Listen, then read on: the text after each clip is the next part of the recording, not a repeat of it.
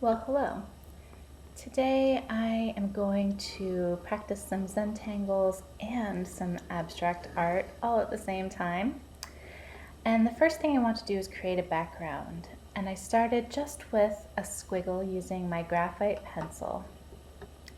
And then I'm going to come in with my sumi brush and add in some acrylic inks. Using the very side of my brush, like this.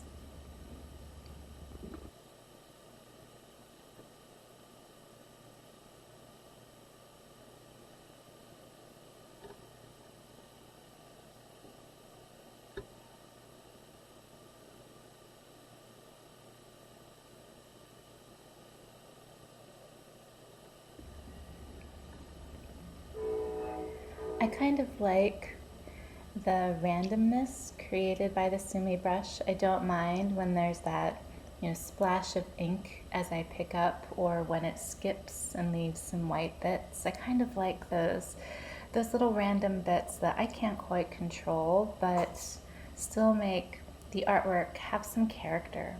So now I'm going to add in, this really luscious purple. Let's see how these two colors interact.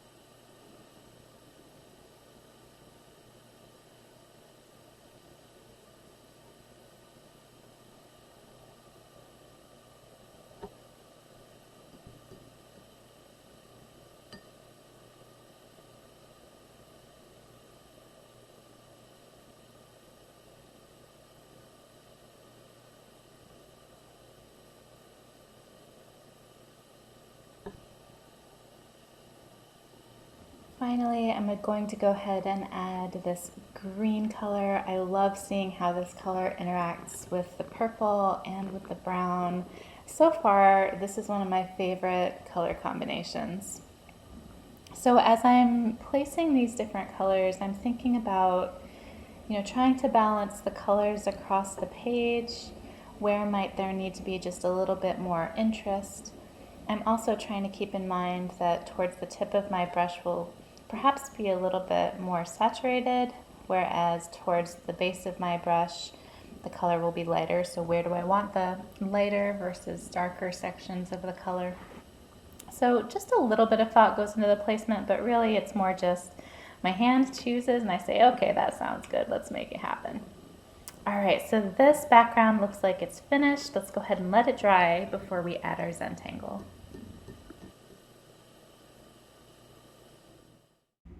So here it is, all dry and ready to be drawn on. And I think I'm going to start my pattern right here with an orb. This pattern is called Azura by Teresa Fessler, and it was chosen by the group Concentric as the July Tangle of the month, so I figured I would try it out. I'm going to go ahead and add a circle around this orb. And then radiating from this circle, I'm going to put these loose S shapes. Now, usually I just go ahead and add these in. However, I don't really count or think about, trying to make sure that they're terribly even. But I do find that just based on the way I'm turning the tile, I usually wind up getting 8 S shapes in.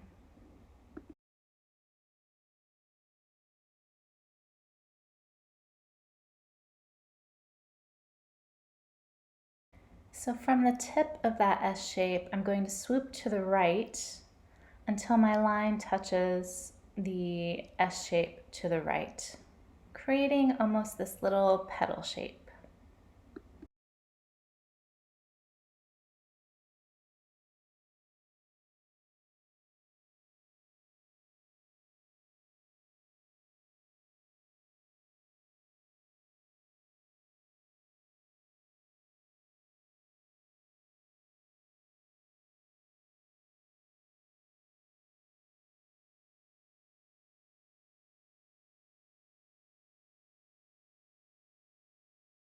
Then at the tip of each S shape, I'm going to add another curve, turning in the opposite direction.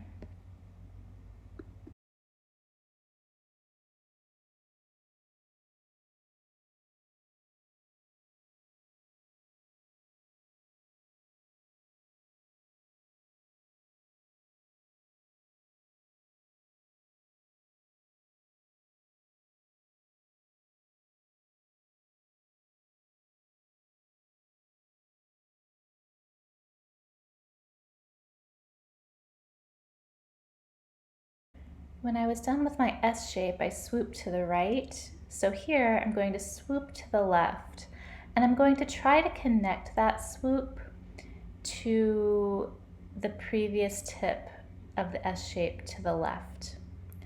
I'll also add a swoop in to the right, so it looks as if there's this three-dimensional petal or leaf shape going on here.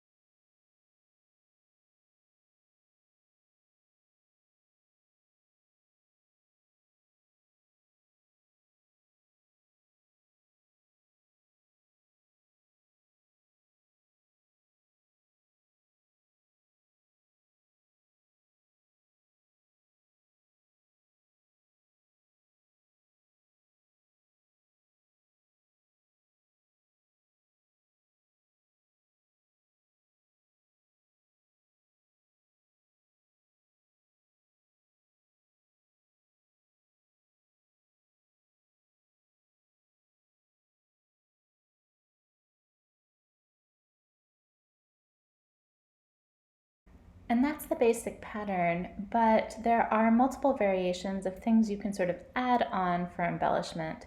So what I'm going to add are these sort of ribbon shapes where I wiggle back and forth, and then later I'll come in and draw the lines to connect these ribbon shapes.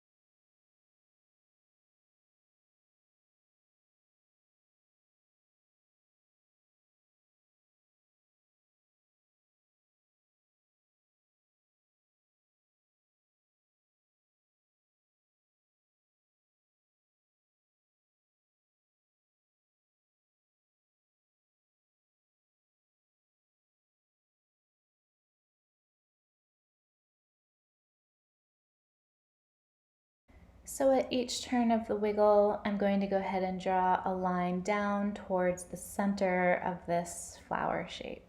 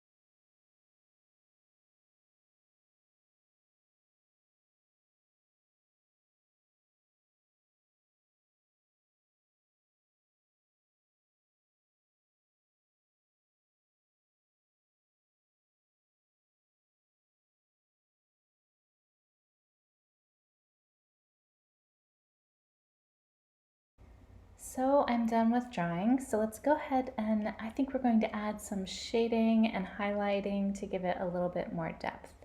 So I'm going to come in with my graphite pencil, and first I'm going to put some graphite all the way around that original circle that I drew. Next, I will put some graphite right along the left-hand side edge of each of these sort of original S shapes that we had added.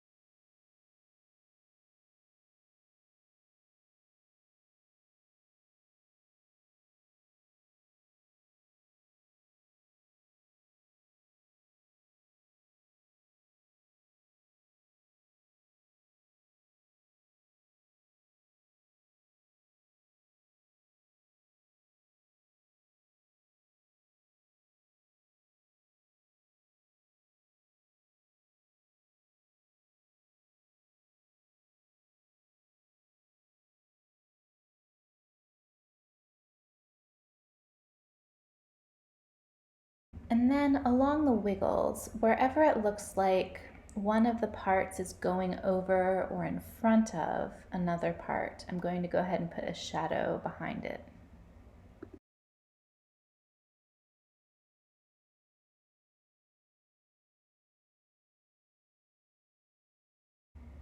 I'm going to go ahead and speed this up a little bit.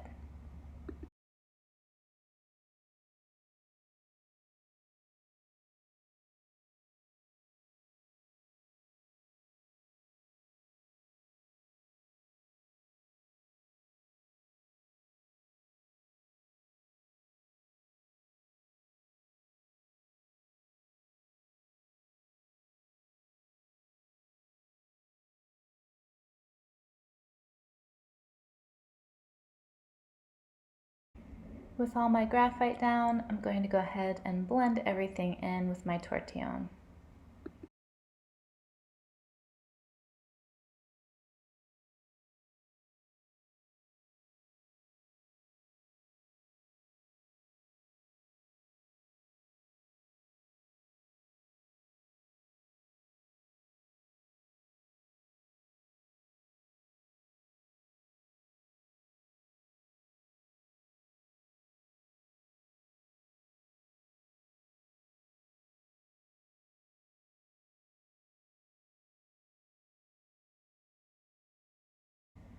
So now I'm going to switch over to my white charcoal pencil to add some highlights. Anywhere where there's quite a bit of space, where there's no graphite, I can go ahead and add a bit of a highlight. So starting on those original sort of petal shapes, I'm adding a highlight along the right hand edge of the shape.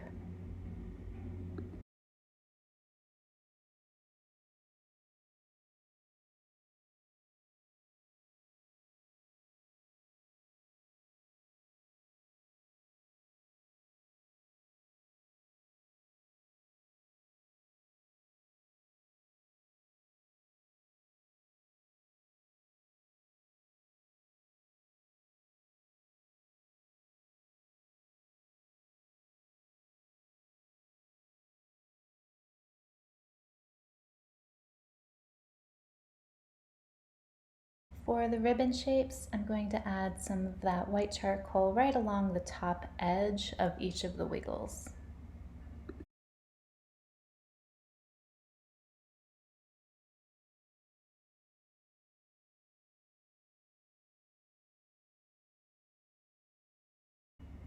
Again, I'm going to speed this up just a little bit.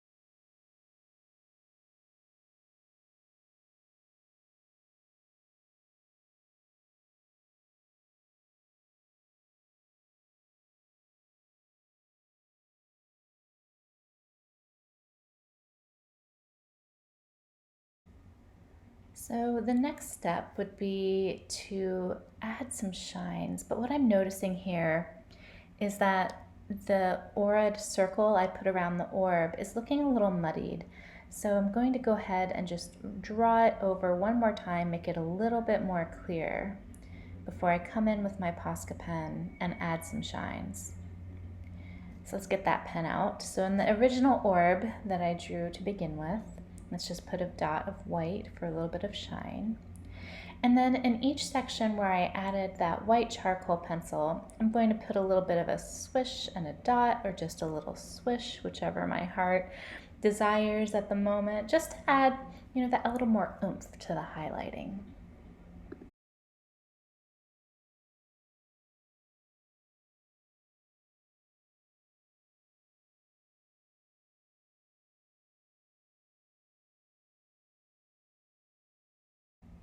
And we'll speed this up just a little bit.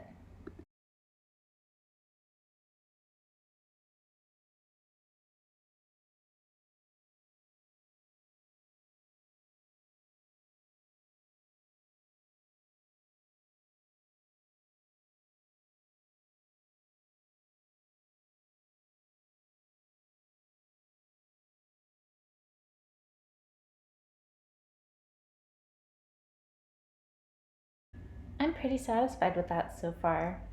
So I'm taking a look and I'm trying to decide, is there anything else I want to add to this drawing before I start adding any extra mark making? And I wonder if I would like this drawing to cast a shadow. So I'm going to take my graphite pencil again and just put a really gentle outline all the way around this flower shape.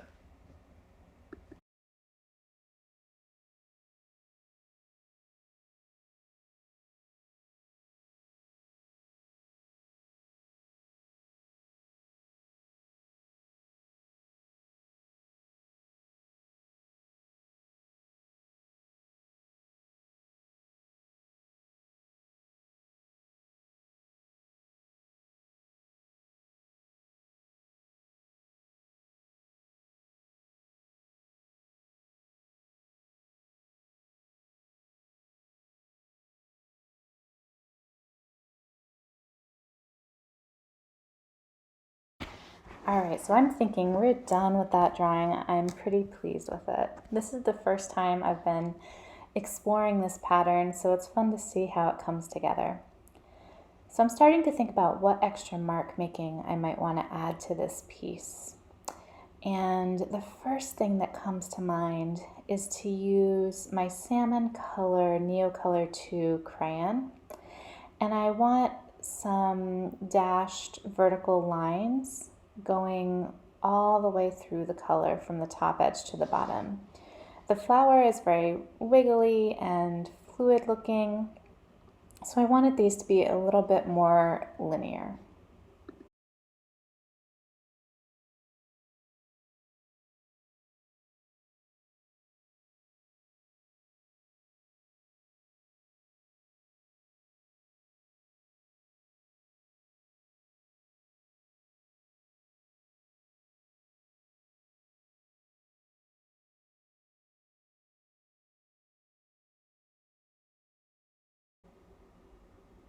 Yeah, I'm pretty satisfied with those little dashes. So what shall I add next? I also have this lovely green Woody Stabilo pencil. With this flower shape, I kind of like to add a little bit of like green curls to hint at some vines or some leaves. So let's take that out. Just add a few curls. I'm not going to let them completely take over, but just to sort of hint at another sort of botanical-ish shape.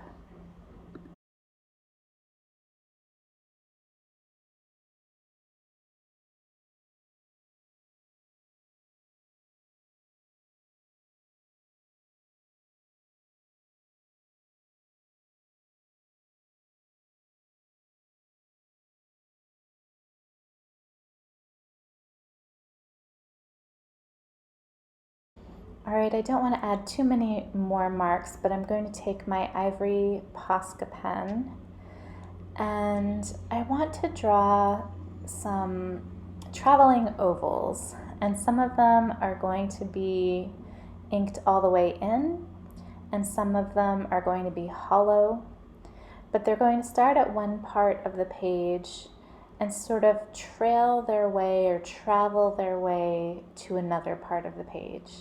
So let's see where they go.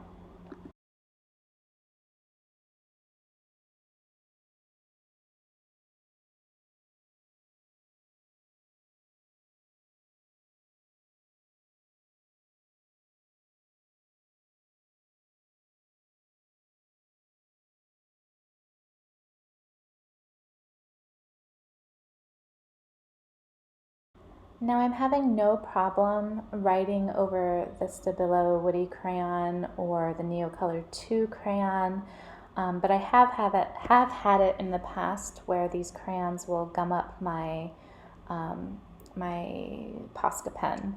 And so if that's the case, just have a little paper to the side where you can clean off the nib of your pen. But for some reason in this case, I had no problems with it whatsoever.